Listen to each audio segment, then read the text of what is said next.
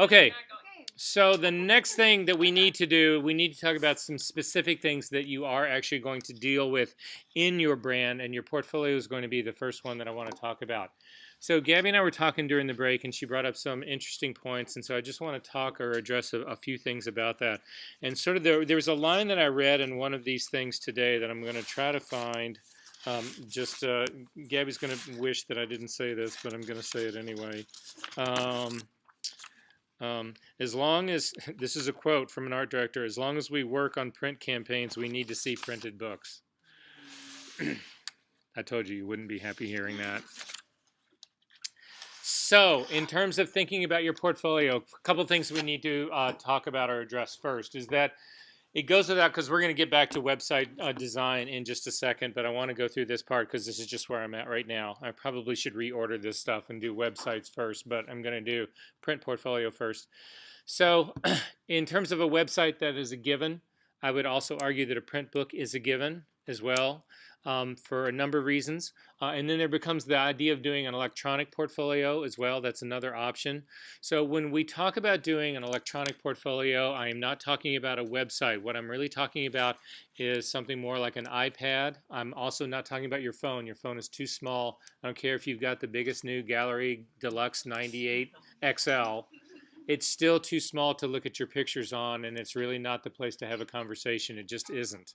So the thing about a print book or an electronic book is a couple of things that the advantages of them are, typically when you get proposed for a job or somebody's even just, they're just looking, whatever, they're going to go to your website first. So your website in many ways is where you need to put most of your energy in the beginning, because without that, nobody knows enough to get in touch with you to look at your print book.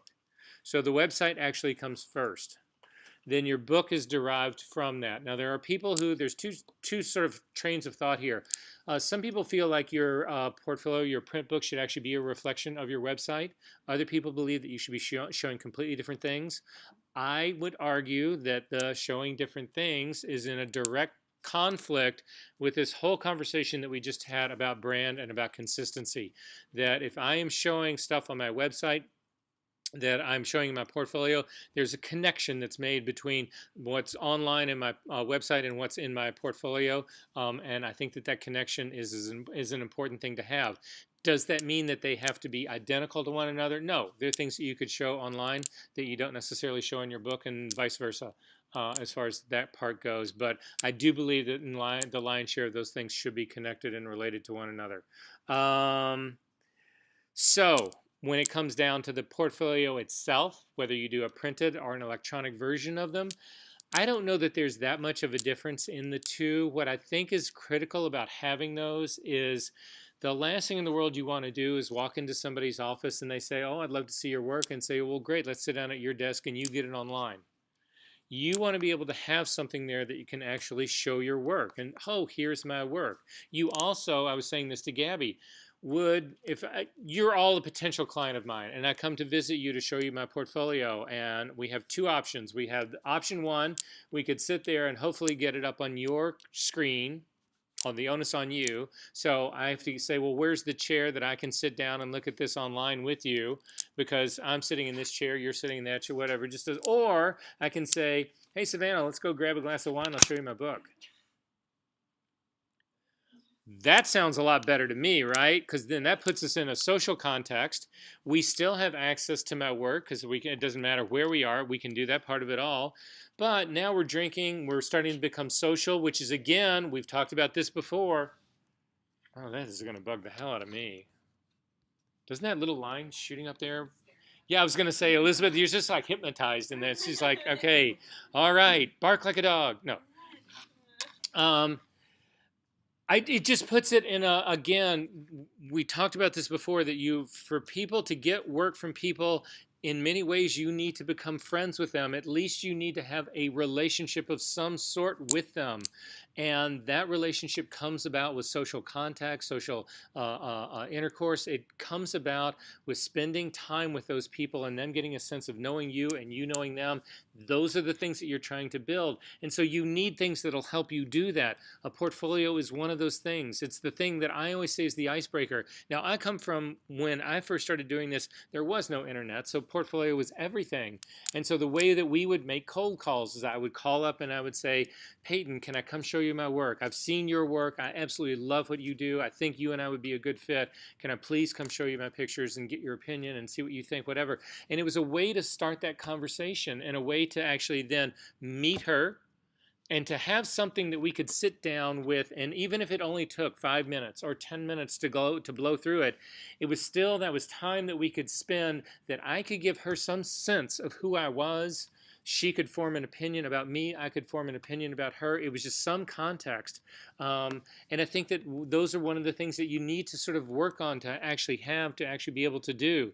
A huge number of the portfolio things that you're going to end up doing, specifically in New York, they don't do portfolio reviews. They do portfolio reviews, but they will not do them in person. So they have drop-off book policy. So you make arrangements. You drop your portfolio off on a Wednesday afternoon. You pick it up again on a Thursday afternoon. If they like you, then they invite you in, and then you can start to have that conversation. If they don't, then you just get your portfolio back. This is a complete aside right now, but I'm going to throw this into you right now. That again, it's a trick to know. Leave behinds, which are basically anything beyond a business card. Most people will do them on a postcard. I actually print my own leave behinds. I'll show you one right now. Now that I've said this, I don't know that. I think I've thrown these out.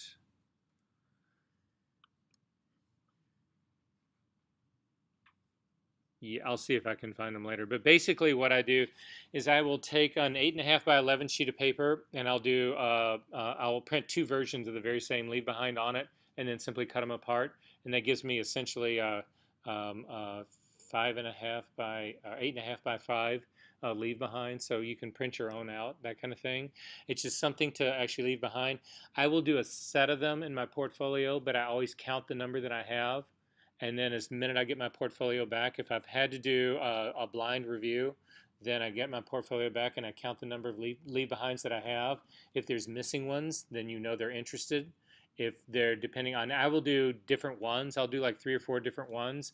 I will also know which ones they've actually kept, if they've kept any. Why? You know exactly what they're interested in. So if you see nobody, they haven't held anything, that's not a good sign. But if they kept that one picture of the tattoo guy, whatever, you know that that's sort of the imagery that they're responding to, that means something. And that immediately gives you a target for how you would continue to market towards them. Oh, this is something that they responded to. I know that now. Now, we've talked about Google Analytics in this class before as well. So again, that's another thing that you need to start looking at. What of your pages in Google Analytics are getting the most hits? Again, that's the kind of work that people are responding to, and that's something that you need to know, because that's the kind of work that you need to then continue, the work that is getting a reaction. So all of those things are important clues to you that you actually need to leverage. But when it comes down to doing your portfolio itself, so whether it's electronic or printed, I strongly suggest that you have one or the other. So in the electronic world, again, you have any of the tablet options or options. I personally have both. What I would suggest not doing is not actually downloading your website, because you can do this, to download your website onto your iPad or your whatever. I think that that's a mistake. There are apps that are designed to actually be portfolio presentations designed for iPad or for what somebody else's tablet as well, any of the Android tablets. They tend to be a much cleaner interface. And it's a better experience. That's more book-like experience. So as people swipe to the right, it'll emulate page leafing and that kind of stuff, whatever. It's just more that sort of experience. But again, I would have something that makes it a little bit more interactive. You can also see what pages people pause on and that kind of stuff. So just trying to gauge what it is they're responding to. How many people are you all graduating this coming semester? Is anybody not? Oh, so a number of you guys aren't yet. So you'll be, but Industry Night, is coming up again, and they finally renamed it Industry Night again after all these years, I think. But are you guys all planning to do Industry Night? Do you know? Does anybody here not know what Industry Night is? Okay. Again, touch bases with it. Shoot me an email about this, and I'll definitely post something to the whole class about it. But basically, for any graduating senior out of the photography department, it's actually not just photo, it's all the departments. There's a night where they set up, and usually they do it. I think they will do it in the. I don't quote me on this because it changes every year, but I think they're going to do it in the 1104 space, and they usually do it on one of the upper floors, like on the 8th floor.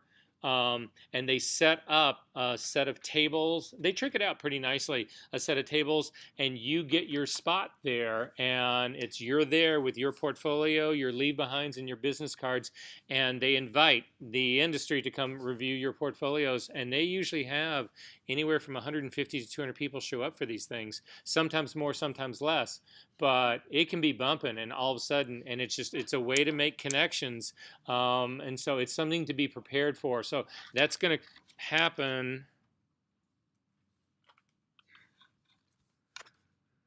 I think it's the Friday before graduation. It's the 10th. So you guys have from now until the 10th to get a portfolio, a set of leave behinds, and a set of business cards all put together. And it's an extraordinary opportunity. I know there are people who've gotten work. There are people who've gotten internships. There's people who've gotten flat out hired for jobs. It's just something, again, it's another networking opportunity. It's something to be ready for. So with that being said, as far as your portfolio goes, and this would imply in large measure to your website as well, so it's sort of a general. Again, another quick little list that I'm going to throw down here for you really quickly, so you might want to consider writing this down, or you can refer to the PDFs that are on our website. But this goes back to the beginning about defining your niche. What can you do that nobody else actually really does well? That should be the starting point of your portfolio. You need to consider ahead as well, though. It's not just where you're at right now. It's ultimately what is your, we talked about this in the beginning as well, what is your 2-year plan? What is your 5-year plan? Who do you want to be shooting 2 years from now? Who do you want to be shooting for in 5 years from now? Whatever. Your portfolio is driven by those ambitions, by those goals that you have. So for the fashion crowd that really, you've got to decide, does fashion to you mean local Midwestern? Okay, I'm going to shoot for Shock, and I'm going to shoot for Oshkosh, and I'm going to shoot for Jockey, and I'm going to shoot for Bonton, I'm going to shoot for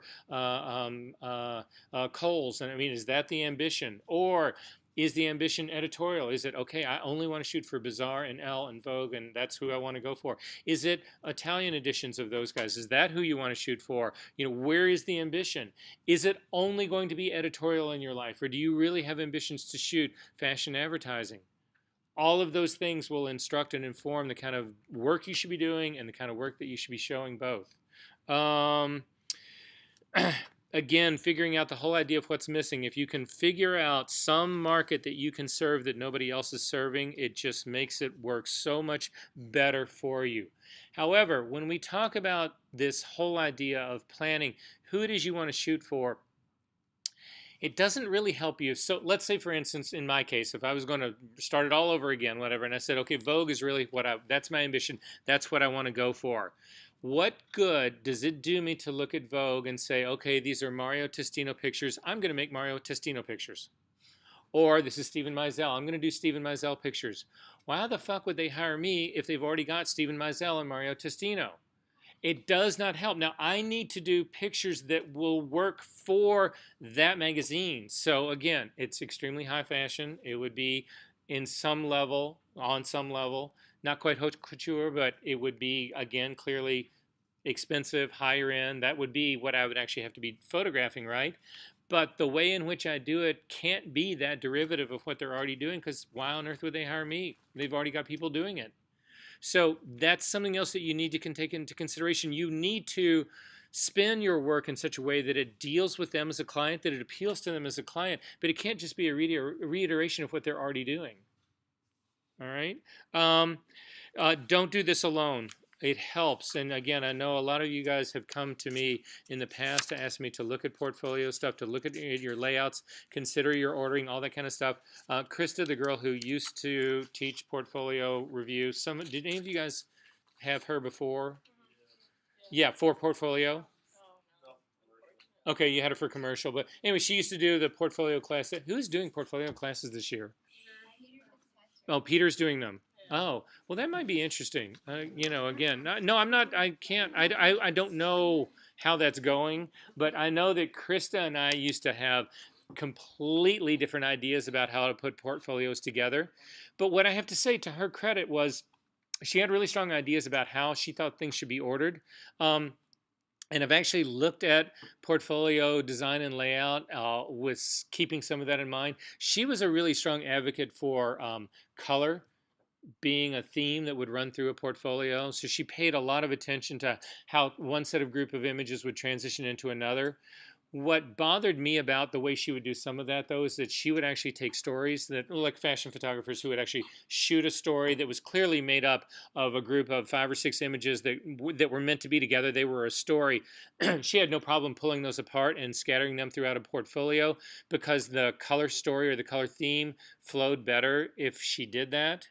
But I've always felt that that looks like you're padding your book. It looks like it's like you get into the story and you see part of it, and then 10 pages later, all of a sudden you see another image from that original story, and you're like, it didn't work for me. But at any rate, I think we both had a respect for each other and how we did it at the end. But nonetheless, if you want to get together with me, I'm more than happy to do that. But you can also get together with other friends, people whose vision and you trust in this class, to say, what do you think about this? How is this working in terms of actually laying that part out? Clearly, your brand has got to be driven by this as well. The kind of pictures that you're doing should satisfy that brand. So again, I've said this before, even though I've got the most stellar warm and fuzzy picture of who knows who, there's no point in me using it in my portfolio if it competes or is a conflict with my brand. Okay. When it comes to how much you should include in your portfolio, what do you guys think? Number of images. I don't really think of images, number of images. I think more number of pages. So what? 15 or 20. I've got a 15 or 20 here. And do I have any? I feel like I should be an auctioneer. 15 or 20. 15 or 20. Do I hear it? Here, here. No, no, no. 12. 12. 12. 10 to 15. So we're talking pages now, right? So 15 pages would be 30 faces or 15 to 20 pages. Okay. So this is a piece of paper in my portfolio. This is my page 1, right? So it has 2 sides. So are we talking pieces of paper or are we talking faces? Okay, so you believe 15 faces. Wow. Okay. Anybody else? Say what? 6 pages. 12 images. That is a very quick portfolio to blow through. Yeah. Okay, so again, that's why you have me to be the counterbalance to that. That indeed is possible. I think it's on the thin side, but that would be possible for a fine art portfolio, but that is nowhere close to enough for a commercial portfolio. So if you are doing a commercial book and that's all you show up with, it's going to be like, well, when you decide to start your career, oh, clearly you've started it, but when you decide to really get it going, then come see me again, because it'll just be way too anemic. So what I do, and I'm just going to throw this out for you guys, is the way that I think about this again, and I'm cloaking this in the terms of a fashion photographer because that's what I do. But I know that Heather's going to be able to take the comment that I make about a fashion photographer and apply that to food and say, well, okay, then if he thinks along those lines, it would mean this for me. So kind of keep an open mind frame about this. What I typically do is I want to show somebody between 8 and 10 stories. That's what I have in my portfolio. But stories are stories, okay? So that involves more than one image for a story. So what is a story for me? Typically the way that I look at it, and I'll show you again, here, I'll bring this with me, just so the audio keeps going on this. We're going to look back on this screen, back on this whiteboard again one more time. So this is specifics, really hyper-specifics about your portfolio. So you need to think about how these things are going to lay out, because unlike electronic, there are realities that you have to deal with in portfolios. For instance, you can only have an even number of pages. You can't have an odd number of pages in a portfolio. You can have blank pages, but every piece of paper is going to have 2 faces. So no matter how many you do, it's always going to be 2. However, in most cases in a portfolio, the way you actually look at pages like this will be spreads like this.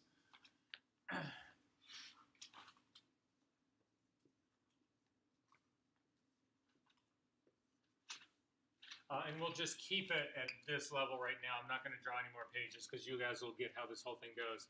But for the most part, when you think about opening up a portfolio to work with or to start whatever, this would be your first image right here. Most people won't put something on this side. Typically like you would in a book, like a regular book that you would read. You open it up, and nothing ever starts on the inside cover of a book that you would read. Actually, in magazines, it's a little bit different, but in a book, it would actually start out that way. So you're confronted with a single image here. Now, some people will leave this image blank if they want to, because some people want to start with a spread. So if you want to start with a full spread, you could leave this one blank, but I would go to this thing right here. That would be a full spread. So it could be single images as well, but it could also be a full spread, right? So this is the point in my beginning, when I start. So for me, a story is a minimum of 3 images, and this would be the 3 images that would be possible for you right here. It also is possible to do a story in only 2 images, a single and a double spread. However, a single and a double spread seems a little bit thin to me. So you could go to the next spread for your story as well. So you could do a single, a double, and a double. That would be 3 images that would be spanning 6 pages. Does that make sense? So what I always think about in laying out my portfolio in a story, how many images make up a story? How many images do you need at a minimum? So for me, a minimum story is 3 images. 2 don't make a story. 3 does. 5 is a complete story. Anything more than 5, and it's gone way too long. It's way too boring.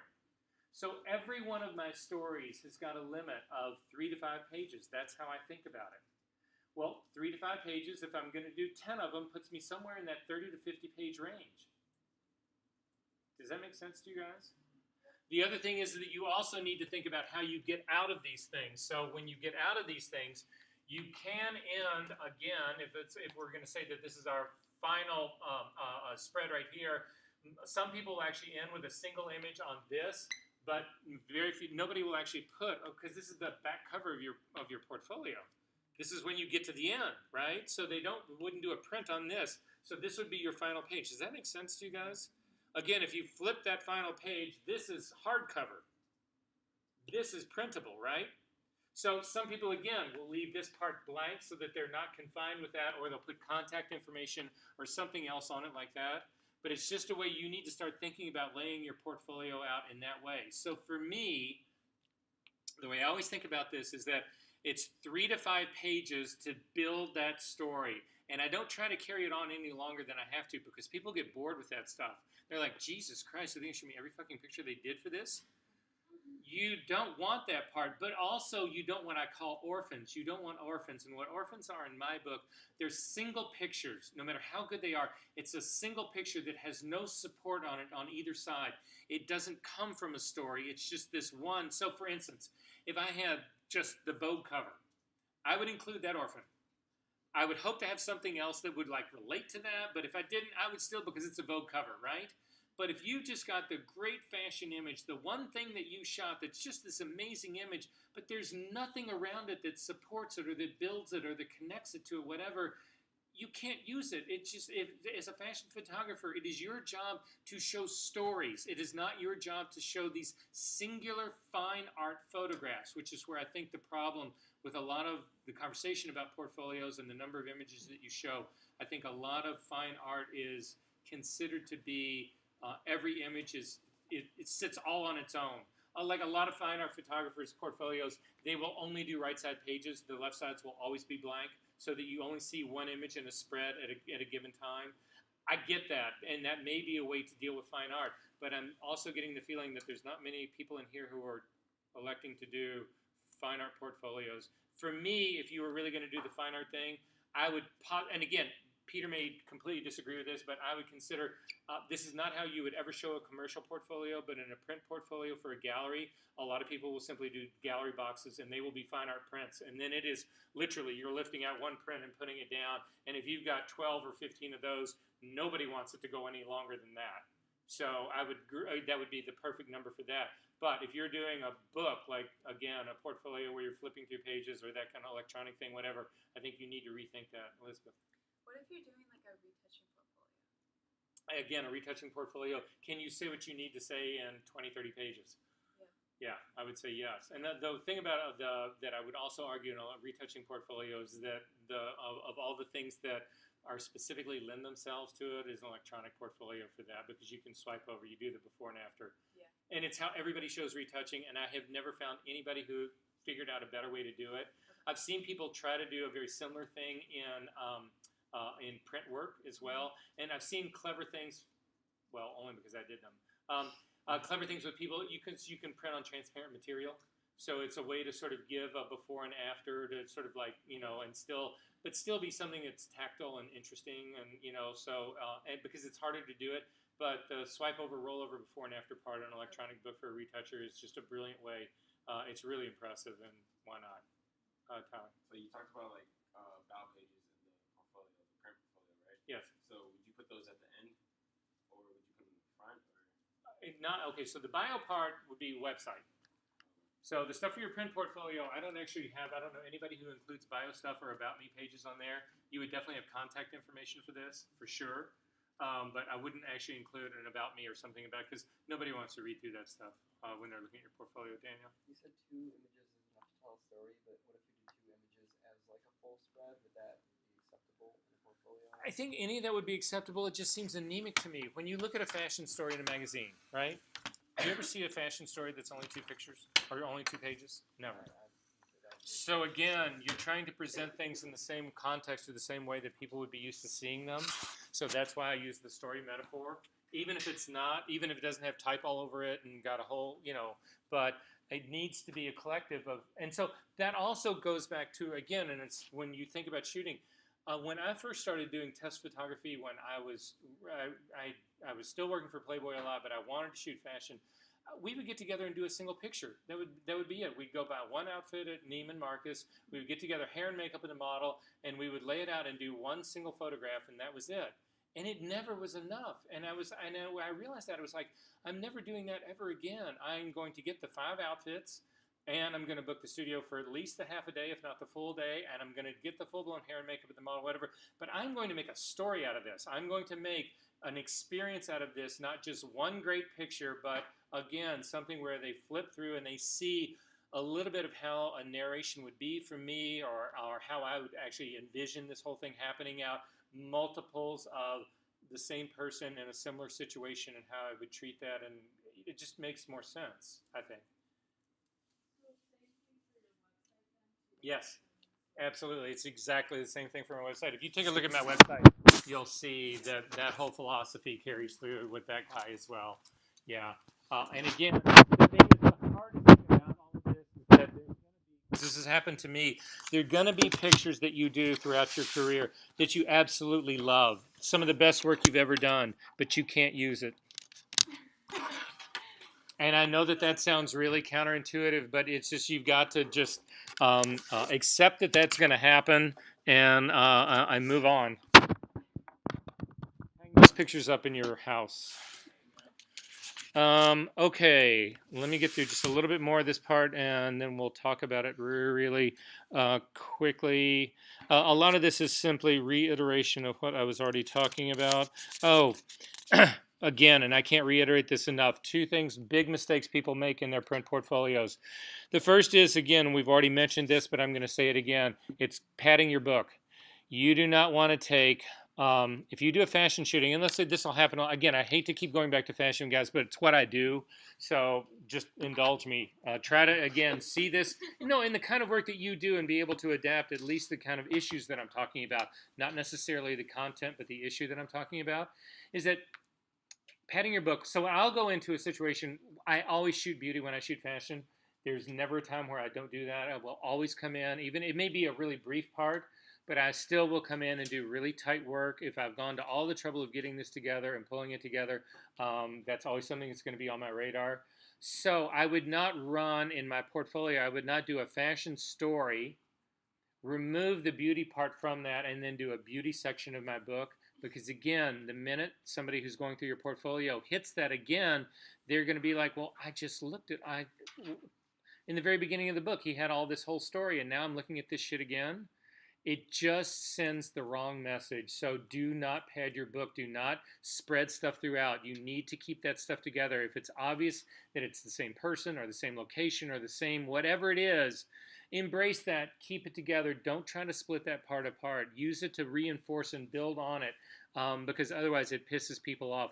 The other thing, and this really will piss people off, and if I see anybody do this in industry night, I'm going to take your portfolio out of your hands, and I'm going to go over to the window, and I'm going to throw it out the fucking window. Do not, if you are going to print landscape pictures, do not. So let's say this is my portfolio right here.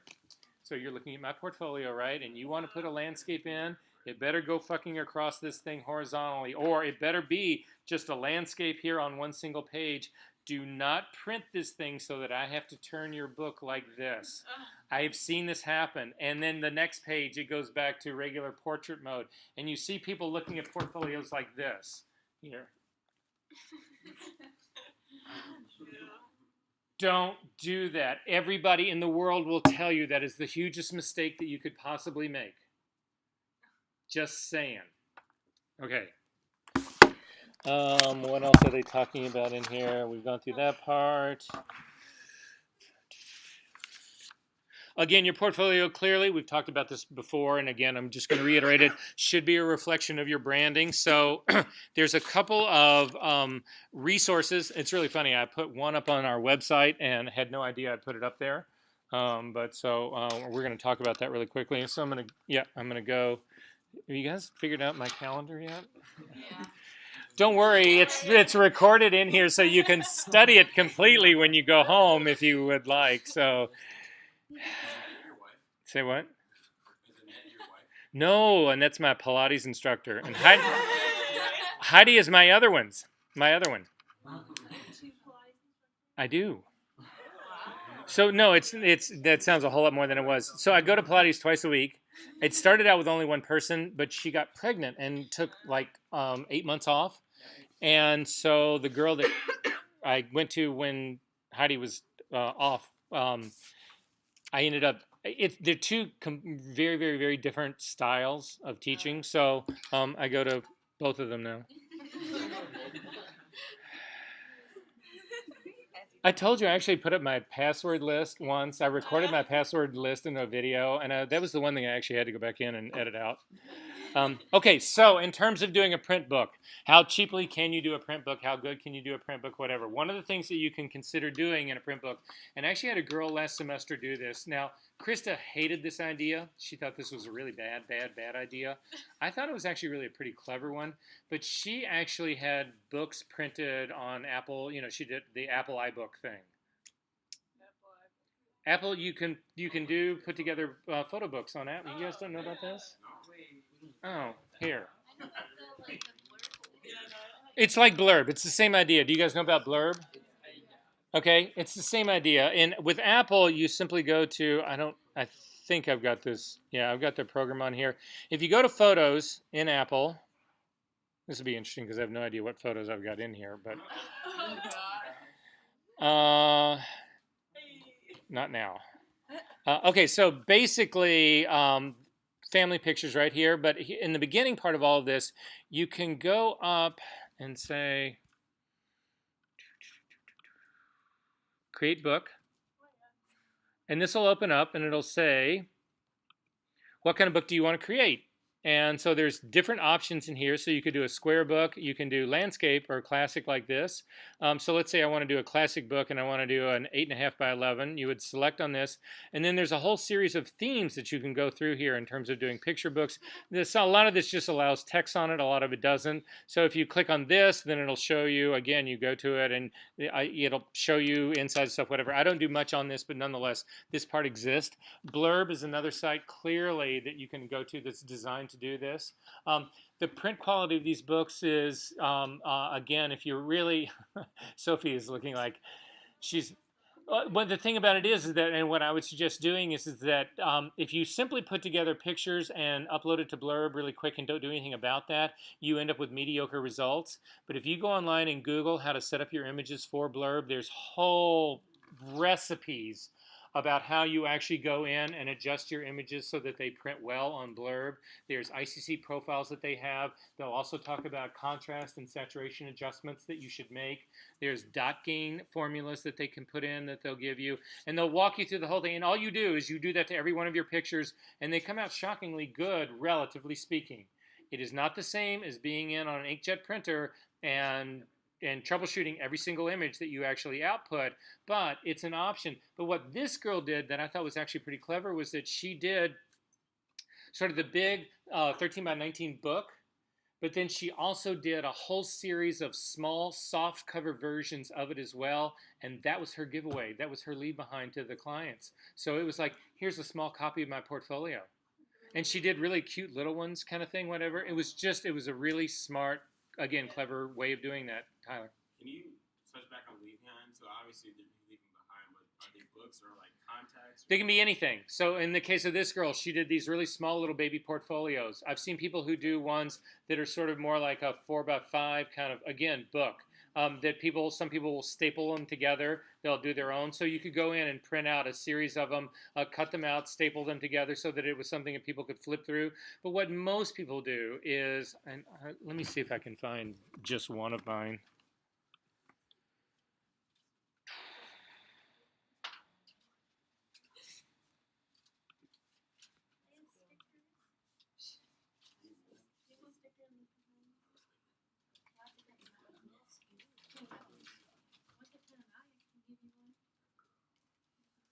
No, I don't have.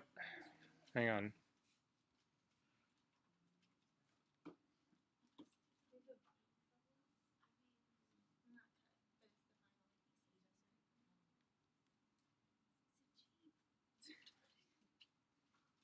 Oh, here, this will crack you up. This has got nothing to do with anything we're talking about right now. That's me at age 10. And this is my younger brother, my older brother, and we grew up in a log house. I can still play the drums. I don't. I haven't played seriously for years, but nonetheless. Sorry, somebody found that online and sent that to me.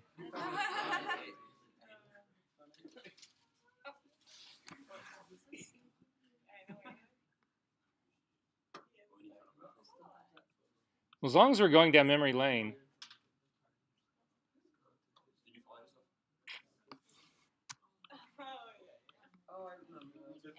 So this is New York, the day after the World Trade Center fell. And this is that site. And that was my photo studio right there. Wow. Yeah, couldn't get in for 2 months. Oh my god.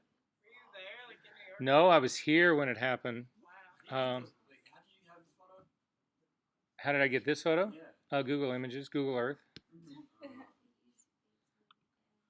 I have a helicopter. I'm really successful, and I have my own helicopter. That wouldn't surprise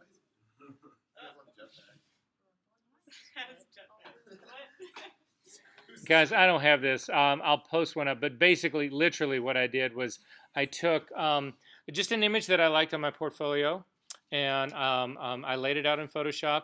And again, I put text underneath with all my contact information. Again, I do the very same logo and the same type style, all that stuff that's on my website. All of that was on the bottom of this image. And then I simply duplicated it so that I had 2 copies of it. And so basically, it looked like this.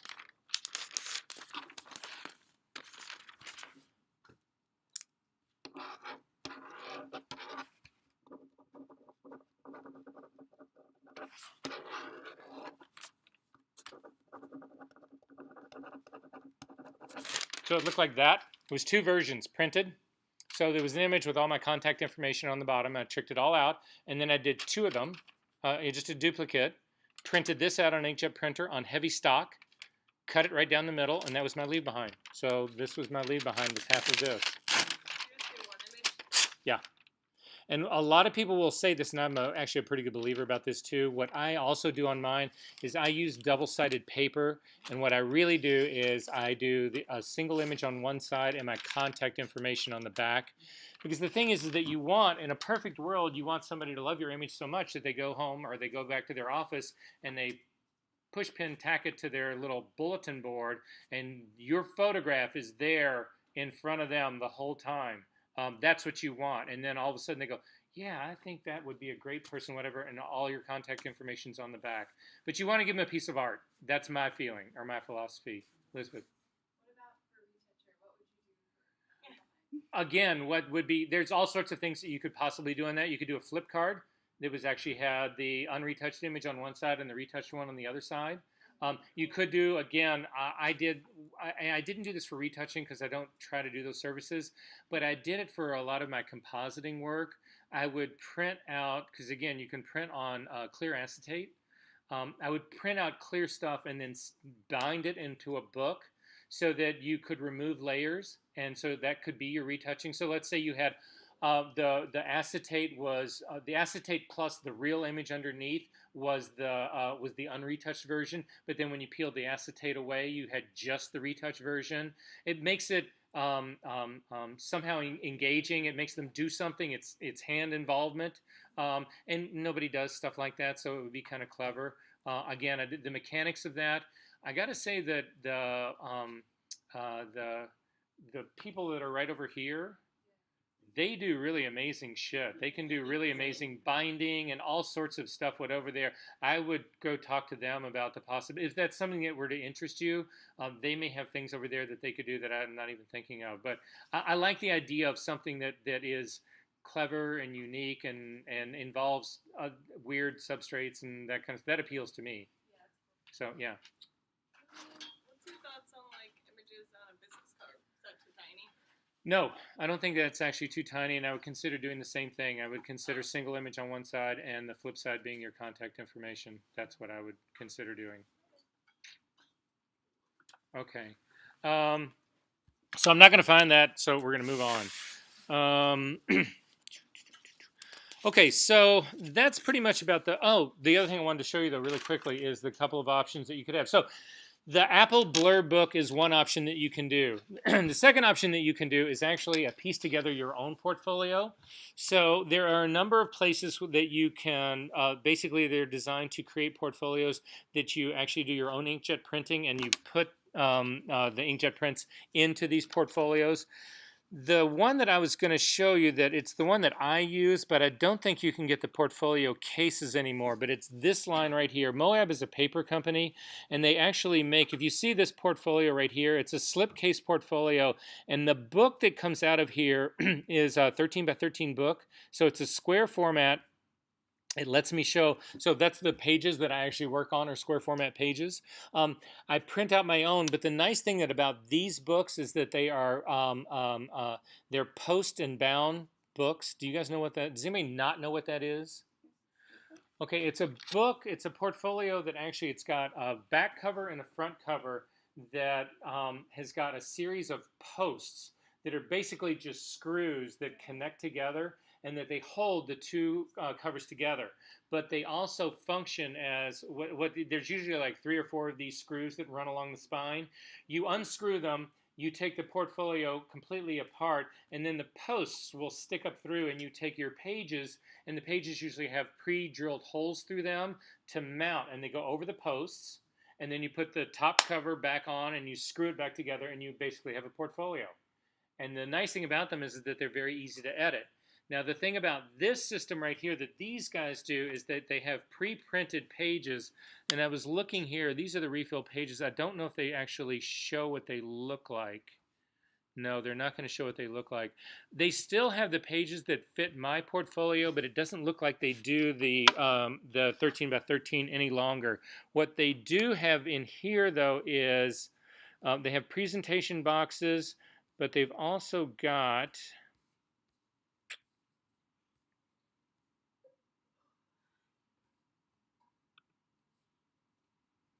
They've got 2 other lines of portfolios. They've got what they call their Flint line. So ultramodern, screw post, And in the portfolio possibilities, it looks like they've got a 9 by 13. It's this big one for landscape.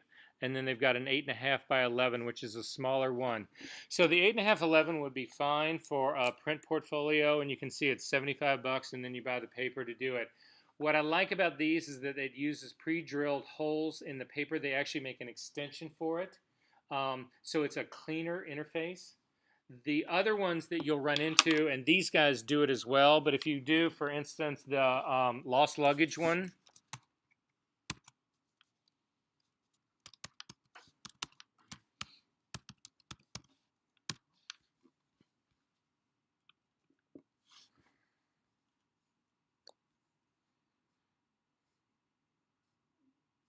this is what theirs looks like. And in their case, they do a lot of ultra high-end material stuff. You can do acrylic, you can do metal, you can do, I mean, the stuff that these guys do is endless. You would have to go through this. But the thing that I don't necessarily like about them is that they don't really do any of their own paper. So in their case, what you would do is you actually do a printout. So this would be your inkjet print. And then they give you these adhesive strips, and the adhesive strips are clear, but they basically will be, you'll end up, and it actually ends up being adhesive on your print. So let's say you're going to mount it this way. You end up with this it looks like two strips of clear tape that are on this side. And that clear adhesive part is attached to another piece of paper that has the holes already punched in it. And so that's what goes into these print guides. The problem that I have with those, though, is that you end up with those, the center of your book, as you're looking at it, the center of your book has got these strips, these clear strips that are actually on your print.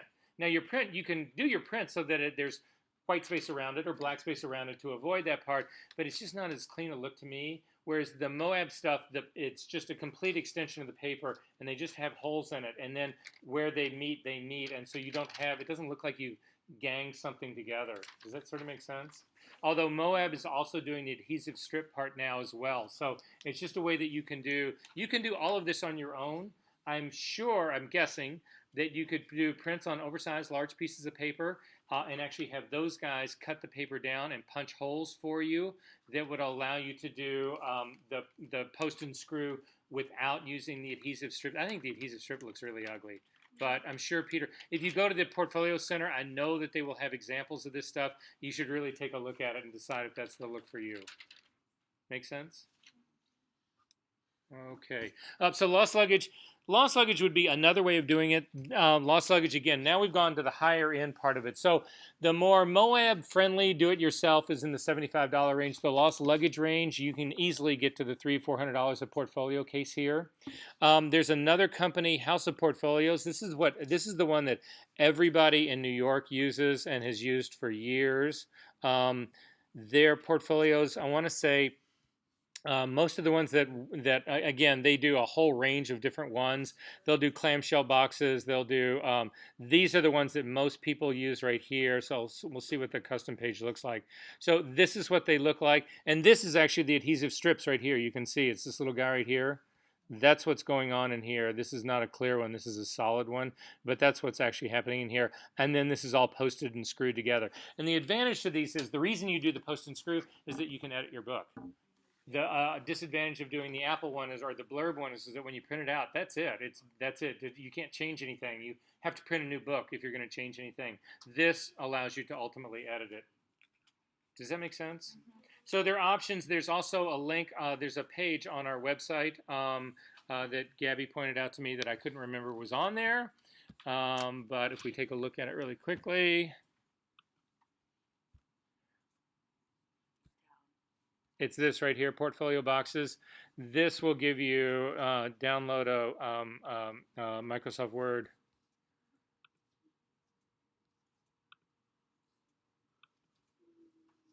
And I could have sworn I had it already open.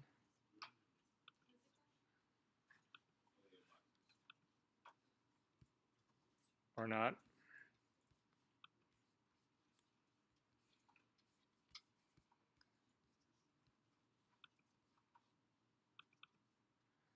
So it's just a set of links here. There is stuff at Dick Blick This is the art supply store. There's one on North Avenue. They look like this. So, but these look more like the kind of print boxes that you would use to go show, that you would actually go to show a gallery. Oh, and then there's one last thing that you should also know about. If they have these, no, they're not going to have these. There are portfolios that will come with clear acetate sheet. They're like basically what they are. And House of Portfolios, we all used to get these. They would come with pages that were sheets of clear acetate with a divider in between of just black construction paper. And so you would open up one sheet of acetate, put in one face, close it up, then flip the page over, open it up again on the other side and put that part in and close it up again. The problem with those acetate sheets, though, is they scratch and they scar and they end up picking up fingerprints and they just get trashed immediately. So there's a huge movement about not using anything like acetate on top of your prints. You get glare on them, all sorts of that kind of stuff, whatever. Just accept the fact that people are going to maul your prints, that when you get your portfolio back, if you're lucky, you will get it back, that your prints will be, oh my God, they were eating chili the day they saw my portfolio. Look at that. Wow, and somebody got sick while they were eating the chili, and look at that. And so, yeah, anyway. How many portfolios should you have? I currently, at my most extreme, I had 16. I had 8 here, and I had 8 in New York. Exactly the same book. Identical. I could send out any one. It didn't matter. I didn't have to look at it. That's probably a little ambitious for you guys right now. So my suggestion would be a minimum of 2. If you're going to go to all the work to make these things, you don't want to go to that much more to make that much. Anyway, just trust me on this one. Because you want to be able to have one book that you can leave behind at some place and one book that you'll always have with you. So, to make Gabby feel a little bit better right now, because she's about ready to cry, and I don't want that to happen, right? So, the $300 portfolio with another $300 worth of your time, effort, and work in doing prints, your $500 portfolio, that's what I'll just throw that figure out there, right? Your $500 portfolio gets you your $2,000 job. Was it worth it? But you got to do what you got to do as well. So, you can start small and work your way up. Again, the work is what matters more than anything. Elizabeth? What if you're doing electronic portfolio? Okay, so again, that was what we were talking about here. Again, I would seriously consider having 2 copies of that. The problem with the electronic thing is that you really want to leave that behind at some place. Are you really going to leave your iPad? Say what? That's what I'm asking. Yeah, well, that becomes complicated. So maybe that's the solution, though. Maybe that's the solution. Maybe you do one print book and one electronic book, so that if you have to leave a book off, you leave the print book off. You have got to show your book in person. You've got your electronic one to actually do that with. And it's sort of a divide and conquer. So if somebody responds more to electronic or wants to go that route, you've got both. So maybe that's a clever way of dealing with that. Daniel? No. The problem is that in anything, it needs to be immediate, and you cannot put the onus on anybody. It's like people have done this before. People put a portfolio on a thumb drive or a DVD and say, here. And it's a great marketing item because it's like you give people a thumb drive. And they're like, wow, okay. And all they do is they erase the stuff that's on there. They don't look at your book, and they pocket your thumb drive. And if it's a DVD, the idea, can you imagine me, okay, anybody in this room, imagine me showing up and handing you a DVD of my work? Would you be able to see it? No, you would have to. Fuck, where do we put the DVD burner? I don't know. It's in the utility closet above the mop, I think. Really can't remember. I mean, again, nobody would do that because nobody. It would be no. I can't open this, and I wouldn't even try. So no is the answer. Yeah. Okay. All right. The House of Portfolios is an actual place that you have to go to? You don't have to. You can do it all online. You can call them, I'm sure. I used to do it there because I was there. Oh. But it's just another place that I know about. I don't know anybody who does. But the thing about household portfolios is that they do a lot of they do the really more traditional 11 by 14, beautiful leather bound with slipcase, your name embossed on it. I mean, they do that really tricked out leather work. That's who they're really about.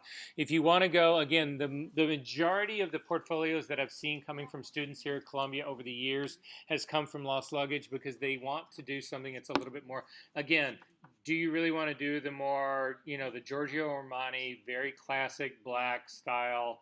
Although I think it looks like House of Portfolios is now doing, they're stealing from Lost Luggage's, but Lost Luggage, they've got books, the portfolios that are made out of wood. So you can get the wood cover that's been, got your name burned in it. Or they do iron that's been rusted. Or they do, it's like their substrates that they do are pretty limitless. So just to know about. Okay, so when it comes to creating a successful online portfolio, this is just some things I'm going to throw about. This would be more web design things that you would want to consider. So if you're doing your own design, but if you're getting somebody else to do it for you, these would be the things that you want to consider and always talk to them about first. Clean and simple, always. Always, always, always, always, always. You do not want it to be, I think I told you this, I've told some of my classes before. I went with a new agent here in Chicago. He was representing me all over the country, but he was from here. He also represented Matthew Ralston in Los Angeles, and he insisted that I hire the web designer that Matthew Ralston had used for Matthew Ralston's website to do mine. $8,000 later, I had a website that I kept for a little over a month. And I hated it. It had fucking flash and music, shit twirled, my name did all this shit. It just shit spun from here and there and everywhere, and then music would come on, and it was fucking insane, and I hated it, and it was slow, and anyway, I hated it. Don't do that. Navigation, links, and gallery titles must be easy to understand. I have a real problem, and I think, again, you guys know enough, you have enough experience with enough websites to know what you enjoy and what you don't enjoy. Do you enjoy scrolling through pages where the navigation links disappear on the side, the little arrows that disappear, and then you've got to hover in the right area knowing that it's there to get it to finally show up again so that you can click to get to the next page? That is just, no, don't do that. There's got to be an easier way. Shit that disappears and then shows itself again, that is not intuitive. Don't be doing that kind of stuff. When it comes to doing the gallery titles, now people are encouraged a lot to do this, and I was encouraged forever to do a fashion section of my website and a beauty section of my website and then a men's section of my website. And the problem with all of that is that you are categorizing your work, and the image that ends up really get an art director to hire you may be a beauty image, and that art director is only looking for fashion. But because you labeled that image in a beauty category, they didn't bother to look at that when they only looked at your fashion book and that image wasn't in it, and you made that mistake. So what I do on my website is I've got Portfolio 1, Portfolio 2, and Portfolio 3. And you've got to go in and look at it if you want to see what it is. Now, once you get in there, those images that are inside of there are connected. So my beauty section is just beauty. My fashion stuff is just fashion, and then my commercial stuff is commercial. That's how I organized it. But I would never go in there and have a fashion, beauty, and commercial. That would be lunacy on my part. Carly. This makes complete sense. I just want to let you know at the Career Center, they Yeah. tell you absolutely Yeah. not to do. Yeah, I know. So again, there's going to be a lot of conflicting conversation here. So all I am telling you is what I've experienced, what works for me, what I've seen other people and talked to other people about, whatever. So yeah, no, I can completely, you're going to get, again, Peter's going to tell you, you need 6 images in your portfolio. And I'm going to say, if you're expecting to shoot fashion and you show, fine, 12, still not going to cut it. That's 2 stories. Okay. You need your website to be responsive. So I need everybody to go online really quickly. We need to look at, I'm going to show you how to prep an image. So how many people in here already know exactly how to prep an image for a website so that it is the fastest loading thing that you can do? From you, I think. Have we already done that in this class? Not in this class. Oh, okay. Well, this is this class, not that class. I think it was in this class. Was it? I think it was. Yeah. All right, so are we okay? Then I'll do this. Let's get through the rest of this stuff. If we have time here at the end, or if you guys need to, whatever, we'll get together some other time, and I'll show you basically how to do that part. Do you know how to find sizes for images that are already on a website? Okay, all right. No, as long as that. Yeah, you did, because we did the legacy thing. Oh, exactly.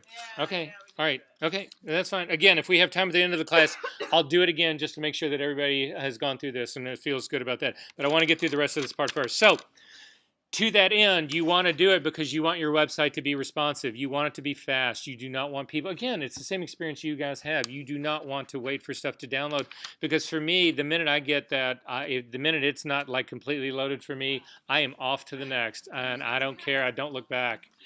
So being responsive is incredibly important. Edit tightly and consider getting somebody to help you do your edit. So there's a lot of thought about how you actually go into this will be true of your online work as well as your print portfolio or your electronic portfolio. A lot of people will say you need to start with a bang and end with a bang.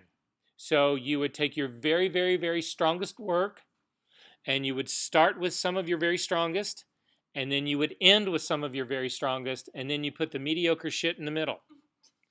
My advice is that you start with the strongest, you end with the strongest, and you throw your mediocre shit away and don't use it.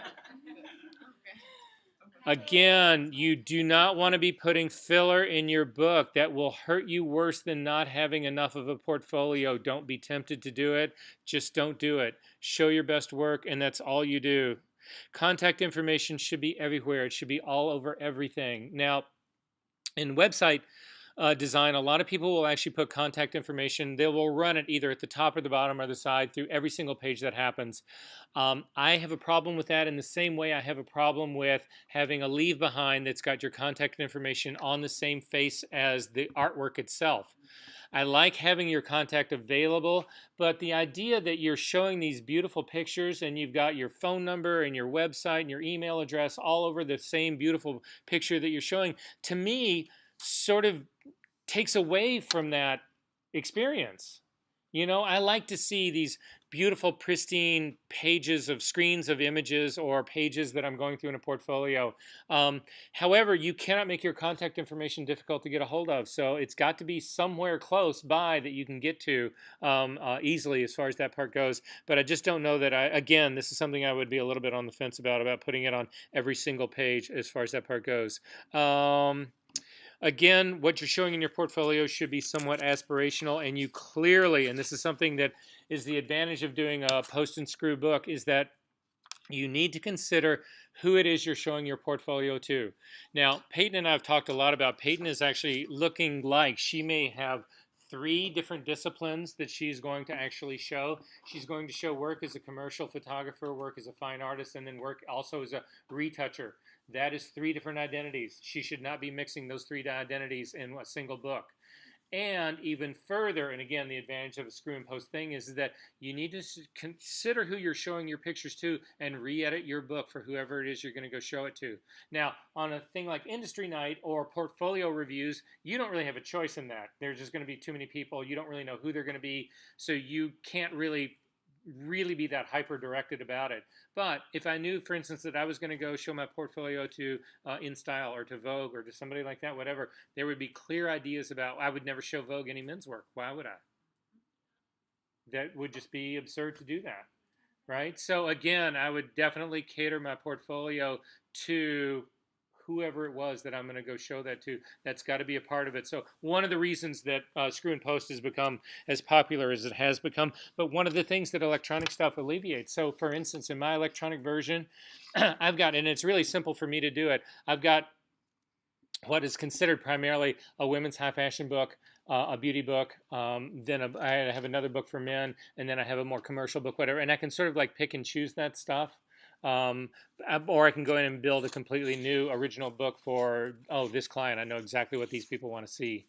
The one thing that I would discourage you from doing hugely in your portfolio and your website as well is chasing work. Again, I think I've talked about that in this class. The last agent that I had, he would find out about a job. He worked at he had contacts at the leading ad agencies here, and he knew what was happening, what people were looking for all the time. He was really tight with a whole huge number of art buyers, and all of a sudden he would hear about, oh, somebody's going to do this kids book, and all of a sudden I was doing a kids book, and then he would go show it. And I'm not a kids photographer. I shoot kids. But that's not, there's people who that's all they do.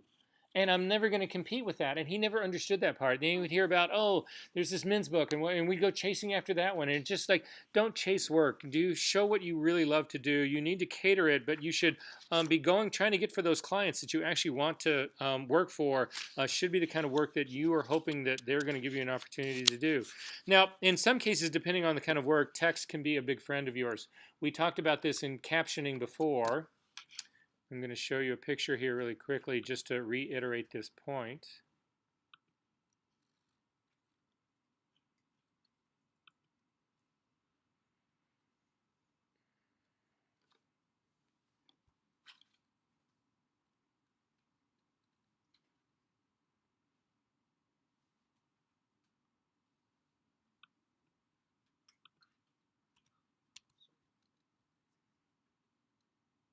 Oh, sorry, here it is.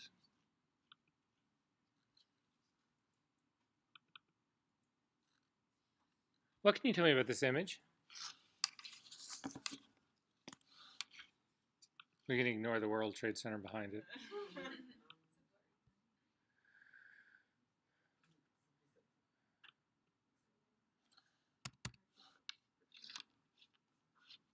Anything.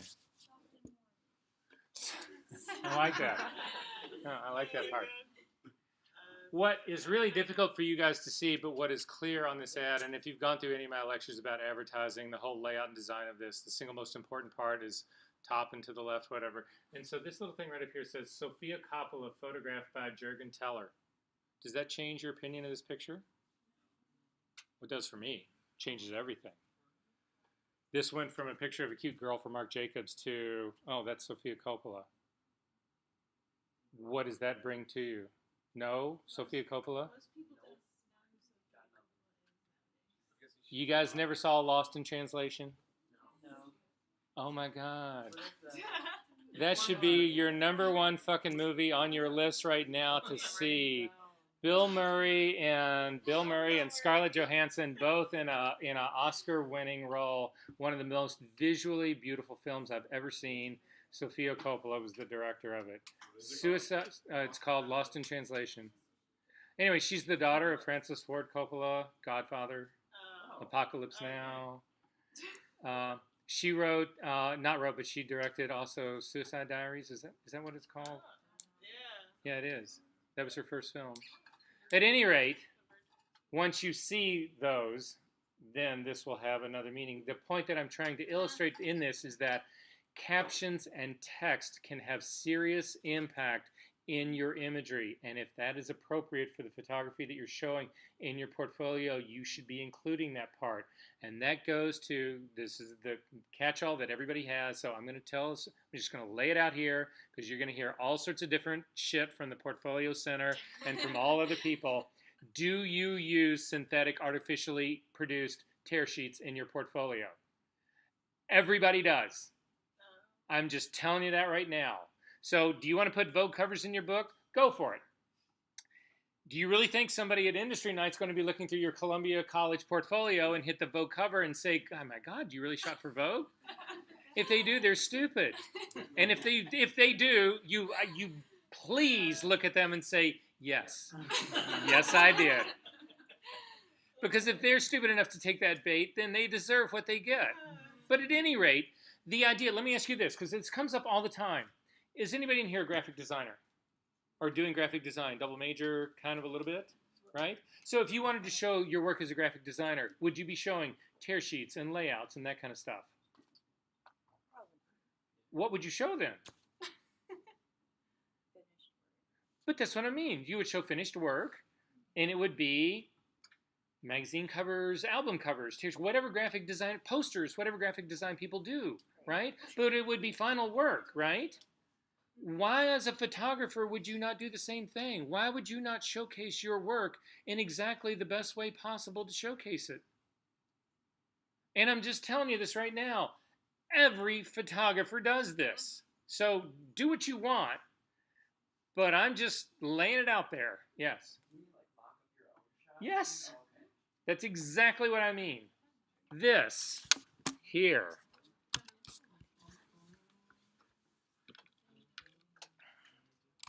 What about like editorial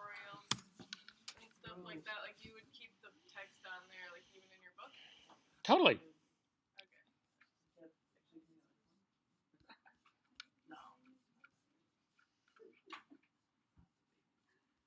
Okay. So far, all of this is actually real. All right, so hang on.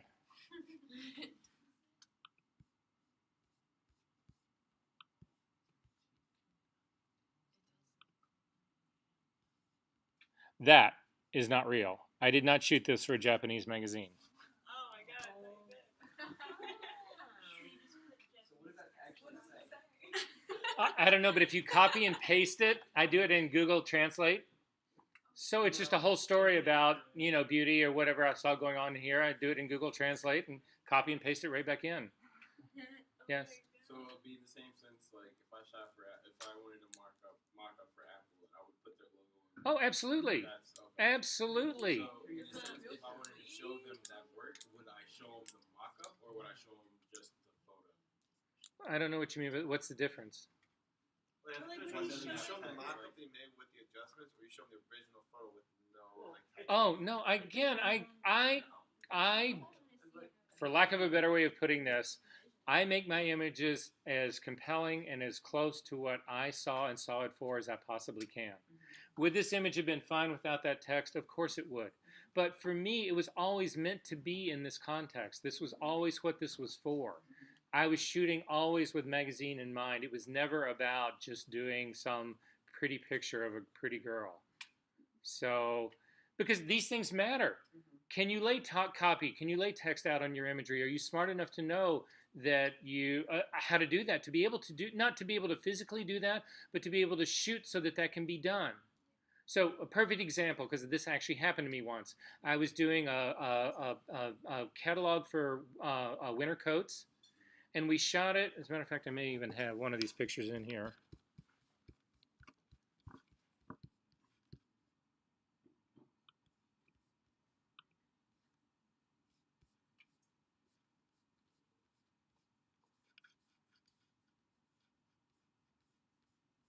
Yep, right here. How do you put type on this? How the fuck do you put type on that? You can't. On the photo, on this, it's not that you can't put it on here. It's just that the backgrounds are so busy. I mean, I was lucky to get that, but I'm laying type on some tree. Try and lay that fucking shit out on a bunch of leaves and stuff, and there's no, it can't be done. You can use color type, you can use shadow type, you can use black type, white type, whatever. It doesn't matter. There's so much that is actually happening in there. It completely chews the type apart. So again, for me to know and to understand that I can compose photographs that allow them to be used in a magazine context is an important skill for me to convey to somebody. So I need that context to be happening. I need to show them that I understand that magazines have type that are involved. And if I'm going to shoot for those, I need to shoot in a way that I can demonstrate that I understand that there is space that you need for that, that copy has to live somewhere, that I can actually design and lay stuff out so that it functions for them and it works for them. It's all of those considerations. That's a part of who I am as a photographer and what I think I need to demonstrate. And so then to say to me, oh, you can't do that, bullshit. So, but if somebody had said to me, oh, yeah, that beauty picture that I just showed you, did you shoot that for some Japanese magazine? I would say, oh, no, I completely mocked this up on my own. I don't lie to people about this stuff. I don't present it as something that it isn't. But I completely am legitimate in standing by that. I think that that's a good way to actually show your work and what it is you do. And then if you end up in that conversation with them about that, then all the more, all of a sudden, you've got somebody who's interested enough in your work to spend time talking to you about how it is you're treating your work and showing your work. That is a relationship, and boom, you're off to the races. That is my feeling about this. Again, I don't lie about this stuff, but I think it's absurd that people think that you can't or wouldn't do it that way. There's no other art that this happens in. None. Photography, I don't know why they think that we should be, I don't know. It absolutely blows me away that we are like labeled like that. Anyway, yes. So what if you did a mock-up for a specific company, but then you were showing that portfolio to that company? Oh, absolutely. I did this work for you. I did this project for you. For this appointment today, I shot this entire piece for you, even though that may not be true. And the company is totally cool with it. Like, have you ever had I have no idea if they're totally cool with it or not. I would love to see if I was Apple and wanted to. I was thinking about hiring somebody. I would love to see how they were going to shoot stuff for me. I wouldn't have a problem with that at all. There's nothing illegal about doing that, if that's what you're asking. There's nothing illegal about using, their like logo and that kind of stuff on it. Whatever that stuff has got to be. That's got to be. Again, don't quote me on that one because that's not copyrighted material. That's trademark material. So but I don't. You couldn't confiscate the Apple logo and use it. Let's say that your name was Daniel Apple. You couldn't take their logo and use that as your logo. But if you're presenting it as them, as theirs, whatever, again, that would go into like every website, every Huffington Post in the world, or anybody else that does an article about Apple shows that stuff there, and there doesn't seem to be an issue. So, but at any rate, that's how it would go. Okay. So again, going back to that, captioning can work actually well for you as far as that part goes. Oh, locale actually has something to be played in this. And so I wouldn't necessarily be afraid to, while you're in Chicago, say that you're in Chicago. It doesn't do any good to claim that you're a New York photographer if you're not living in New York. It just doesn't help at all as far as that regard goes. But it actually can work to your advantage to letting people know where you are. So in terms of having an actual snail mail address, contact information, again, I've got a mobile cell number that's New York. I've got a email address that doesn't matter where I am, but I have a physical locale as well, a physical address that establishes me in Chicago. If somebody's looking for a fashion photographer and they do a Google search for it, that Chicago part's going to come up, and that part actually matters. So let people know where you are. Okay, so to what Tyler had brought up a while back is what they actually call SEO, which stands for Software Engine Optimization. I'm not software engine, search engine optimization. It's been a long day. So we need to talk about that part. And so what you need to understand, what you're trying to do in optimizing your search, your chances to be that you're looking to try to get somewhere on the first page of a search, preferably at the top. That's what you're really looking to do. So there are a number of things that you can do to do that. There's a number of tools out there that will help you do that. So we need to talk about those in sort of a quick way because we're running out of time. But the first is a keyword strategy. And the keyword strategy that you need to develop is anything that you think anybody would actually be putting into a search dialog box that would actually call you up. So for instance, if you are here in Chicago, commercial freelance photographer Chicago would clearly be an option for a search if somebody was looking for freelance talent here. But all three of those things, so those would all four of those things be keywords for you. Okay, so freelance, photographer, Chicago, commercial, all of those are keywords on your keyword list. You can't have don't get into the habit or the idea of actually developing 100 million keywords because you don't want to really be again, Google has and I'm going to pick Google here as the search engine, but they're not the only one. There are other search engines out there that run essentially the same algorithms as Google does. So they'll see if you're actually using 100 million keywords or if your website is just populated by nothing but every possible keyword imaginable. They'll pick up on stuff like that, and that will actually demote you in their standing as opposed to promoting you. So again, the things that you do and the way you approach these things are important. As far as the keywording part goes, though, there is a number of places to actually put your keywords. In some cases, you would put your keywords actually in the title of your imagery. So for instance, if you look at this page of mine right here, let me get rid of this other guy for 1 second. This page that's right here for versorengelhard.net, if we looked at what was just up here before, so let me go back to that. I just had it.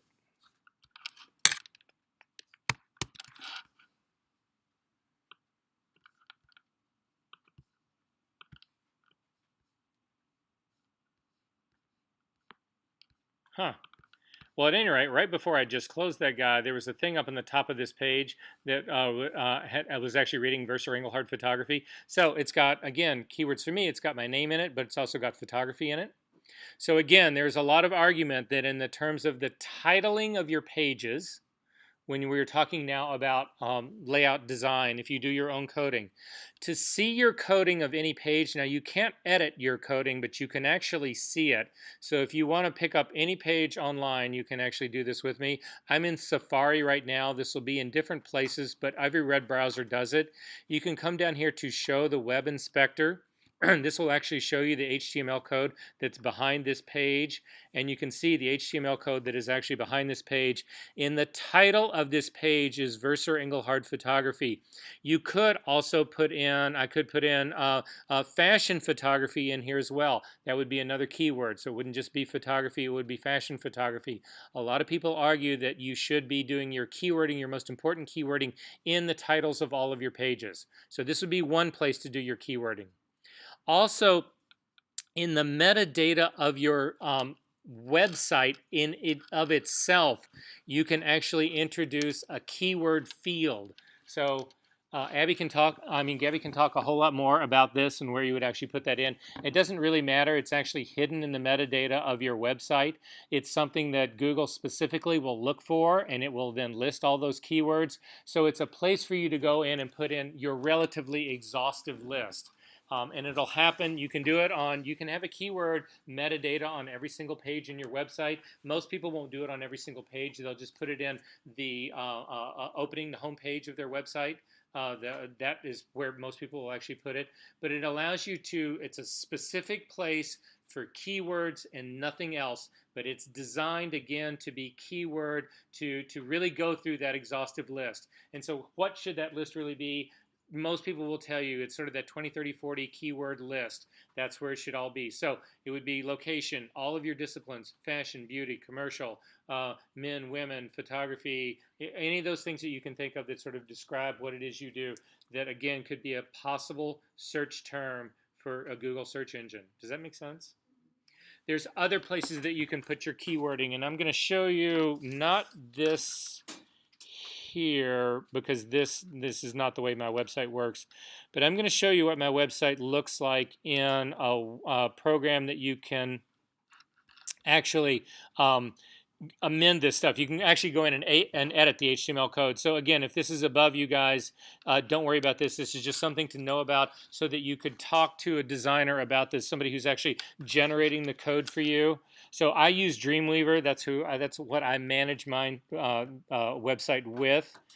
And I'm going to show you really quickly an index page for my that actually puts up the images. It calls the images. So again, if you don't know what that means, so it's not this one, it's this. So you can see in here, this is basically, if you take a look at my website, I'll show it to you again really quickly, just so you're familiar with what's going on. I'm going to hide the development, web inspector here. It's a series of images that I simply scroll through like this. This is basically how my website actually works. The thing that designs and lays all of this out is done here in the code, and it sits right here. So these are all the images that are referring to the images that I'm using. But you'll also see that there's an alt tag in here. That alt tag, I use my name in this. Most people will tell you instead of using an alt tag with your name, this is where you should be putting your keywording. So that again, you're populating you're saturating your website with your keywords. This is just basic good web design. Does that make sense to you guys, what we're talking about here? So keywording in this thing becomes a really sort of important part. Again, this is stuff that we would actually put in here and sort of care about. So, but that is not by any means the only thing that you need to think about in terms of doing your search engine optimization. So you need to think about this. If you were going to try to look for a fashion photographer here in Chicago, what would be your Google search? Is that it? I would do best, wouldn't you? Right? I mean, don't you guys do that stuff? Don't you do, best restaurant in Chicago? I don't want to just do restaurants in Chicago. I want to do best or most expensive or, something like that. I try to narrow that down because otherwise I'm just inundated, right? So again, those are the things that you need to be thinking about saturating in terms of your keywords and where that stuff actually happens in here. So we've talked about putting your keywording in your title. We've talked about putting your keywording in their keywording in the actual keyword header part of the metadata, and then also considering doing all the alt tags for your images as keywords as well. It's just a way to put all of this stuff in there to actually have your keywords being a whole lot in there. So because Google will actually search for this stuff quite a bit. So that becomes the obvious part. What's the not obvious part, and actually the more difficult part about optimizing your search engine hits, are things like this. So what Google does is a thing called, they search for and they track what they call backlinks. So what the hell are backlinks? Does anybody have any idea? What a backlink is it's a reference to your website on a different website. So for instance, if you look at our website here for this class, not for this class, I'm going to do one for my retouching class.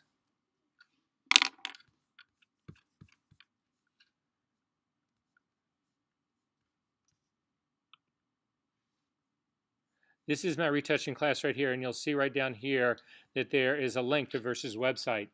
This is considered a backlink. And anytime this is clicked on, anytime anybody in my class clicks on this and goes to my website, Google tracks that traffic. The more of these you have, the better you are, the higher you are in the rankings. And the more active they are, the higher they are in the rankings. So how do you generate backlinks? Social media is a great way of doing it, right? So you post something in social media that you know is going to be retweeted a million times, and somehow you manage to get your website link embedded in that, and it gets retweeted a million times. That is a million backlinks that you have. And Google's counting every single one of those. So that gives you a huge presence. They not only will, again, this is the insidious thing about Google, they are so fucking smart, it's scary. It's not just that you've got a million backlinks, it's how often are those things being hit? Are they being hammered all the time, or are they not being clicked on at all? Is it just like lost in the shuffle? That's the thing, right? You can embed your website in photos. So Oh, absolutely. Sure. how would you do that? Do like Photoshop? Or? Put the link to your website in a tweet. Put the link to your website in a Facebook post. Facebook post. God. You tell I'm tired. Social media account. So you know how I started out my day today? In Canvas, working in designing and learning Canvas. Yeah, so that's how I spent the first 8 hours of today. Then I did 4 hours of review and preview for this class, and now I'm 4 hours into this fucker. I am a little toasted. But at any rate, yes. No, that's okay. All right. Yeah, so, but no, that would be exactly how to do it. You, again, there's a lot of people that argue you should have a blog, and in your blog, you would always make reference to your website. So when somebody refers to your blog or a blog post that you have actually done, and your link is in there, that link gets sent to anybody that they refer this to. So again, you're really smart. You decide you're going to write an article for Photo District News, or you can get it, or you're going to do a DIY version of the tripod that you made, and you get it online. And you would always, at the very bottom of that article, have a link to your website. And all of a sudden, some DIY photo site picks you up, and you go out and to a million people, and a million people click on your link to see your website and look at your work, whatever. That's all backlinking, and all of that is tracked. So it's not only the number of links, the number that you can actually get out there, but the amount of traffic that's actually being generated. It's a huge one for search engine optimization. So it's just something that you need to really be aware of, and think about all the ways that you can possibly generate that that part.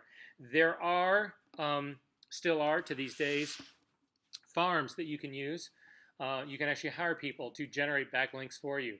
Google has gotten really good about being able to farm that stuff out, about being able to ferret out the fact that you've hired somebody to generate this, because they're just, it's sort of like bogus links. I mean, they're just generating a lot of content. A lot of pages exist online that have your link on them with reference to that. But again, they'll start tracking that traffic, and if they're not showing up, so all of a sudden, there's a million versions of your link to your website out there, but only 1 or 2 have ever been clicked on, then there's a huge suspicion right off the bat that this is done by some link farm that actually got them all out there, but there's no activity, there's no action on it, so in all likelihood, they're not real. So again, that will not only, then Google will look at that, and actually knock you down. They will actually demote you in their search list standings because they know you've done this sort of behavior. They look very, very unfavorably on that. So you don't want to do that. Yes. Is there a way to see those listings, or do you just search your name in Google and just go by page? Yeah, again, to actually track your backlinks. Yeah. Yeah, there actually is a way to do it. So if you go on to our website right here, so let me get back to our website. There's two things that you can actually use to look at this. What advanced one are we? Okay. Yeah, I know, right? We're the top one. You guys are the top one. So if you go through this, there's a PDF down here at the bottom that is about, yep, right here. This one, the search engine optimization for photographers. I think it's in this one, so don't quote me on this, but I believe it's in here. You can use Google Analytics, but what that is, Google Analytics will show you all the traffic and stuff that's happening on your page, but what Tyler's specifically looking for are links to, or where the backlinks for him are, and that's a completely different thing that you actually need to find. So it's not in here. Do me a favor, Tyler, put that, because I don't want to spend all this time looking for this guy. Put it, just post it up in the excuse me, do you know how to forum, and I will give you the link. But it's a company that they do nothing but track backlinks for you. So you would put that in, and they will then give you a report about every place that they can find a backlink that exists of yours. So that, again, would be a smart thing to have. So how do we generate more of this backlink action, and what do we also care about? Because, again, building this is probably the single most important part about this after the whole keywording part, because it's the thing that Google tracks the most. Again, they want to track... so they're going to track keywords, they're going to track your backlinks. They also will look at your website itself, and they track how often your website is updated and how often your website is visited. So those are the things that Google Analytics can actually show you. So Google Analytics would be something you would put onto your website. And again, it will track how much traffic you're getting to your website, but that's something you want to know anyway. You want to know what pages are getting action and what ones aren't, and how much action they're getting. We used to actually do e-blasts, and it was amazing. You could do Google Analytics, and you would track the spikes to your website the minute you would release an e-blast. So you would send an e-blast out to, we would do it to 500 people, and all of a sudden the next day, you would get, 200 hits, and 150 of those hits would hit your homepage and nothing else. And then 50 of those hits, 50 would go in one level. And then of that 50, 25 would go in 2 levels. And then of that 20, 15, 25, whatever, 5 would actually go to the end of your website, that kind of stuff. And then you would know those are the people that you seriously want to hammer on in your marketing, because those are the people who took the time to really look at your website. So at any rate, so that's the other thing that they will track. And then finally, again, the freshness of your site is the thing that they will track, is a huge thing for your search engine optimization. And what they're looking for there is how often is your site updated. So you guys need to get on the stick about this, and what I would suggest that you do, and this is a tactic that I use. So again, I'm not completely... I know that there are people in this class who feel like my moral code is a little less, or slightly, how do we phrase this? A little less... Say what? Oh, yeah. Okay, well, and a little more questionable than maybe where yours is at right now, and I'm fine with that. But what I do to, again, and it's something to continue, if you want to keep your site fresh, is that I have been known to do this. I'll go in and edit my website to update. I've got a whole new series of pictures, and I'll go in and I will actually change my site to update it. But then, a month from now, 2 months from now, when I feel like it's been out there and enough people have actually seen it, whatever, I've been known to go back in and replace it with the content that existed before I replaced it the first time.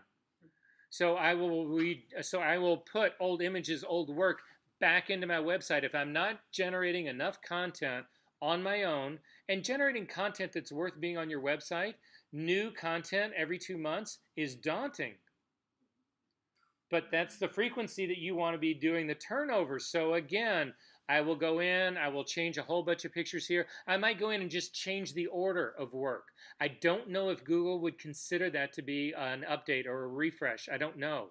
Again, they don't tell you any of this shit. So all the stuff that we're talking about here is, well, again, there are enough people who know what's going on that can actually tell you that. But again, keeping your site fresh is a huge one for them. So if they haven't seen your site change in some way every month or so, then again, you drop down lower in their rankings because your site is not considered active enough. So they check it every month or so. They check it every day. They check it every hour. There's a snapshot. Do you guys know about Wayback Machine? Wait, what is that called? Wayback Machine. Wayback Yeah, I'll machine? see if I can get. This will be interesting. I'm going to show you right now. Sounds weird.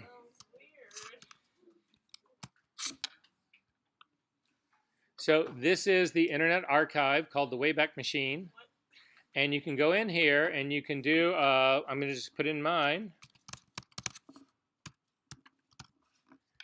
and browse the history of this. So it's going to look for my website all the way back through time, and this will be, and I don't know what, so that sometimes they pull a whole part of your website, sometimes they don't pull much of it. This is my website 16 years ago. We'll see what they pull up from it. Actual pictures? Oh, it's shocking the content that they'll actually pull out of this stuff. What? Why do I feel like this is weird?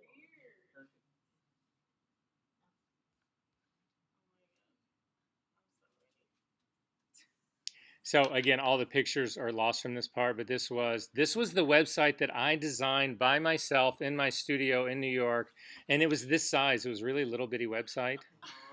So again, sometimes you'll get a whole lot more back from this, sometimes not so much back from this. I'm going to click back out. But at any rate, your stuff, no matter what you think you're doing online, is being archived and snapshotted to the minute every single hour of every single day. Oh, yeah, that is scary. So at any rate, just to finish up here, because we got 5 minutes left on this, and I can finish this whole part about doing this. So the things that you need to consider on your list, really quickly to put down on your list, is to use public profile pages by trade organizations. So can you get listed as on ProGear's website as an assistant? Yes, you can. Is there a link to your website on that profile page? Yes, there is. So that puts a link to your website on ProGear's page. That is a backlink, and that is available to you. So any organization that you belong to, so if you join ASAP, if you join the APA, whatever, all of that will have references to you and links to your website. Those are backlinks that you can actually do. You can do a PR strategy to encourage people to blog about your stuff. So you can say, oh, I've got these great images of travel or something, whatever. There's some blogger that's interested in dealing or talking about the underbelly of Chicago, and you've got a great set of pictures that do that actually show that part, whatever. If you can get in contact with them, they again then publish in their article. I mean, imagine what it would be like if you somehow could get your link on the New York Times homepage or any page of the New York Times. That goes out to millions of people all over the world. Even if they don't click on those are still considered backlinks to your website. That is pay dirt. Social media. Leverage the shit out of social media. So again, all your Facebook posting, if it's relevant, should have links going back to your website. So don't just say to somebody, hey, check out my website. I've got some really new interesting stuff on there on your Facebook post. Actually put the link in it on your post so that that link then goes out to that and can then be reposted, and therefore the link gets sent again. So it's all about getting that link in there as many times as you can actually do it.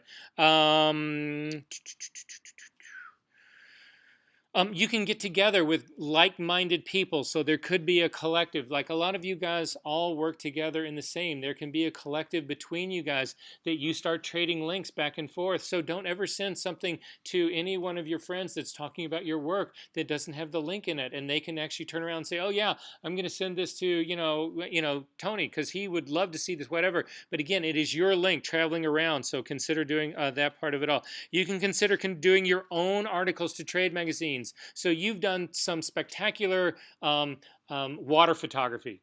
I have got splash photography down like an art, right?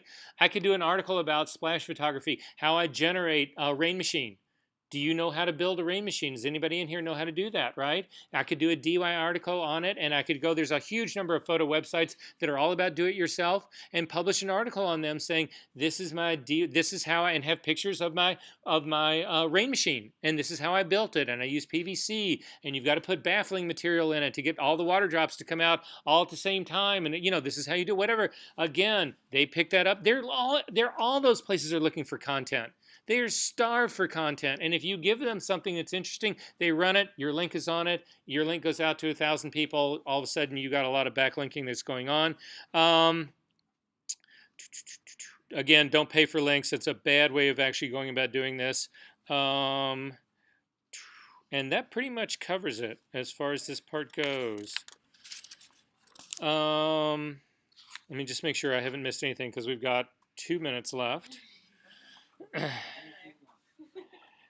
So going back to basically then just your website, and it's not only the question about driving traffic to your website, but it is also about thinking about the things that can sort of augment your website. So it's going to be the very last thing that I will go through really quickly. These will be the possibilities of places that you can actually generate interest for your website that you need to consider. So your blog posts clearly are something that you should be doing. On your photography, you should actually, if it's appropriate, be actually putting credit lines in there for your photographs that'll reference back to that kind of stuff. You could consider doing videos. YouTube, again, is another great place to be doing this stuff. So nobody would put a YouTube video up that doesn't reference. That's actually interesting. I don't have any references to my website on my YouTube channel or any of the ones that I do. That's a huge mistake. White papers, anything that you would write on that, social media posts, slide presentations, or anything that you would do along those lines, press releases. Finally, the last of the list that you need to know about doing this for your immediate stuff, for your optimization is this. Install Google Analytics on your website and establish, because you need to do it now today to establish a baseline for that. Create a keyword hit list based on relevant search engines involved. We've talked about this. Again, what are the keywords that would actually you would call up you as the photographer, the kind of work that you actually do. Adjust your title page to include those keywords. Adjust your page descriptions to include those keywords. And then put your keywords, they say to infuse it strategically throughout your website. Again, I think that that's harder to do and actually be showing as opposed to the stuff that you bury underneath in the metadata, which is where the alt tags for all of your images come in. So again, what an alt tag is designed to do is if for some reason your image can't be loaded, it's a tag that comes up in place of it so that people know that there's something that should be there. It's a placeholder. So that's what an alt tag is. And then build a list of likely backlinks. And again, if Tyler's going to put in asking me the request to actually go to, I'm just seeing what happens if I launch my site. This would be hysterical if I actually see pictures. I don't think I'm gonna. But at any rate, and then finally, build your links via directories or any sort of industry stuff. So again, think about getting onto ProGear's website. Think about getting listed as an assistant or digital tech or a photographer. Thinking about getting listed on free. You can go to the Workbook, which is a site and an actual printed book that talks about photographers, and also, again, just Google Workbook. You'll see what it is. They have free listings for photographers. So you would go on the Workbook's website and actually sign up for their free listing. There's the Chicago directory. It's another directory for talent here. It's another place that you can get a free listing. There are all sorts of places like that that you can get free listings for your stuff, and you just need to search that stuff out and populate that. Are there questions about this? Guys, you've been a blast. Thanks. Actually, I have Shoot. okay, so say since like we're not really okay, so like since I'm like teching and assisting now, Yes? but I want to shoot. Do Yeah. I put on my I got all my stuff. Do I put photographer or do I put all of it? I would. You know what I mean? Yes, I do. No, I know exactly what you would mean. Exactly what you mean. I think for the majority of what you're trying to promote yourself is, because it's really hard to promote yourself as a digital tech or an assistant online. What pictures are you really showing?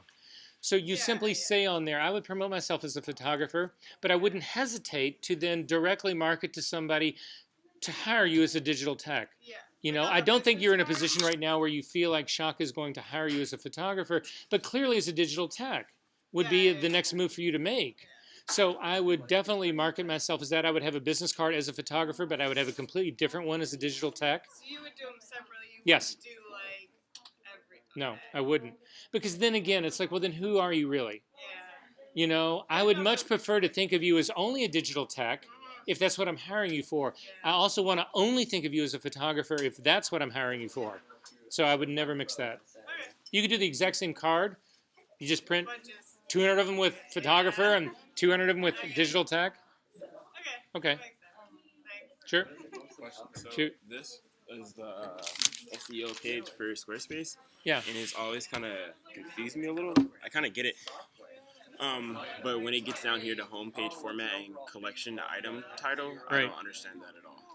I don't either. Shoot me this link and I'll look at it and get back to you. Okay. I think Okay. I can give you my information to log in, but I think you can only get this. In Just the do a screenshot of it and send me a screenshot. screenshot. Okay. Yeah, yeah. Cool. Because I'll be able to read it and at least be able to take their language and look on their website to see what that language actually means and get back to you. Got it. Okay. Also, in terms of like business cards, same thing as website and clean and simple. Yes, and I just, would. like, Well, image again, and then- what reflects your brand? okay. That's what I would do. Okay. Okay, so if your brand is clean and simple, you know, again, I know that's what we talked about with websites, but that is an overall experience. Your business card, I think, can be more single image and more reflect. So, for instance, if you were like, again, if the way you were thinking of yourself was a little bit edgier, a little bit more street, whatever, I wouldn't hesitate to have like a torn edge on a business card. Right? But if you're like strictly corporate guy and all you want to do is high-end portraits of CEOs of companies, then it's all going to be pretty buttoned down, pinstripey kind of look to that branding. You know what I mean? Yeah. So that's how I would think about it. Okay. Got it. Cool. Thank you. Cool, sure. They sell the Moab. Yes, They sell their own paper. they do.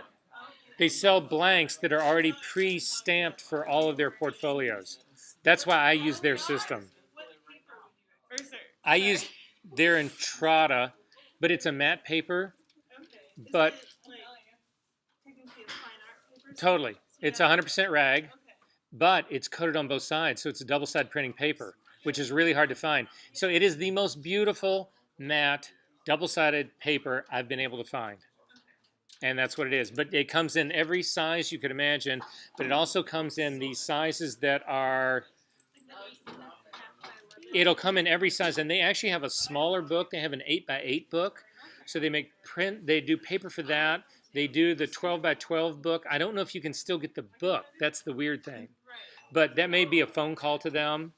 But they still, because I just saw they still have the paper and it's the one that I get.